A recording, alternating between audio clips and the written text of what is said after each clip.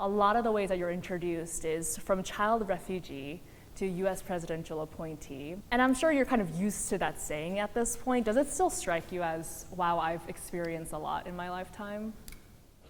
At no point in my life did I think I would be appointed by an American president to help advance democracy and human rights. You know, my vocation always remains the same, the how changes. As incomparable as it is to be tapped by the president, in no way is it the only time Hamse Warfa saw his life change. Warfa, then a 10-year-old boy, had to flee Somalia, broken out in war. My parents were very successful business entrepreneurs, but unfortunately that business success did not guarantee safety and security for my family. 3 generations were displaced by war and conflict. This is really why I do what I do, because I want to make sure that my children are not displaced by violence and that we create a sense of belonging for everyone. And so for me, second chance isn't about just survivability. It's about thriving, it's about giving back. It's about also really protecting our freedoms and our opportunity to make a life, you know, and make sure that, you know, we extend the prosperity that this country offers within this country, but also beyond.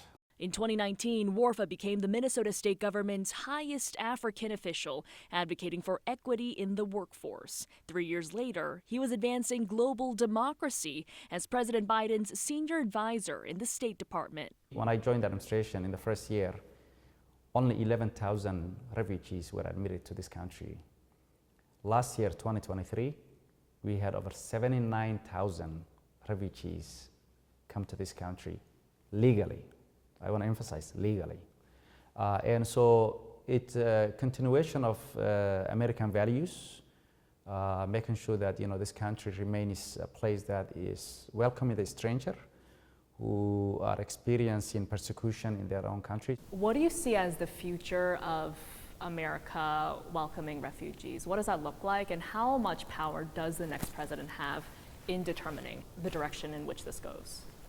The next president has a significant influence, will significant decision in admitting the number of refugees that come to this country. The next president will decide, you know, how much of you know, resources go into our refugee resettlement program, and this has profound impact for Americans, people like me who had the privilege and the honor to become a citizen and become a contributing member of this country.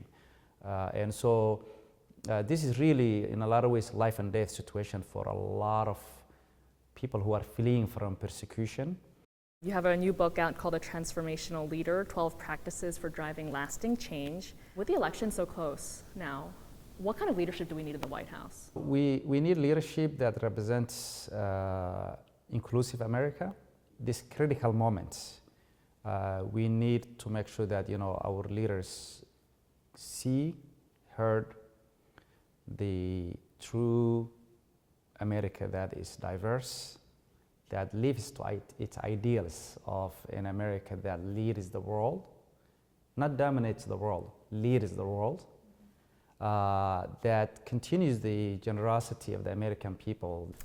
Every word that you used in our conversation thus far, like words like democracy, peace, survivability, prosperity, I don't think we really can grasp the weight, right, and personal impact of those words. What do you want the average American to know about the weight of those words? Yeah, I think we have to bring these concepts into the practicality of every day for every American. And it's true that those of us who have experienced living under dictatorship, living under difficult life circumstances, we feel privileged to live in a life where you can make a difference, that when you wake up in the morning, you don't have to worry about someone blowing up your car or, you know, taking, you know, risk of your life, you know. So what I want, you know, to emphasize is that the American prosperity depends, and living the ideals of this country requires work, and it requires every single one of us to play a role in protecting our freedoms. Besides public service, WARFA has taken up entrepreneurship. We want to make sure that we reach 100 million people who have access to the global economy. BenQ, the software company he co-founded, has been awarded for innovation by the Obama administration and MIT. He says a couple million people are on the platform, their lives mirroring his family's at refugee camp. When we came to Kenya, there was no digital record. And so everything that my parents built was no more. And so we had to start life from scratch. And the average stay in refugee camps is about 17 years. So imagine 17 years of your life and not having any documentation, whether it's immunization shots, whether it's your identity, ID, whether it's your economic transaction record, your education certificate. So blockchain technology provides that immutable security of the data and gives access to the individual the power to give access to their data to anyone, whether it's an employer, whether it's supply chain. Nothing seems to faze you in terms of these really big global goals. You just kind of tackle it head on. My vocation is about making a difference and making an impact, a positive impact in people's lives.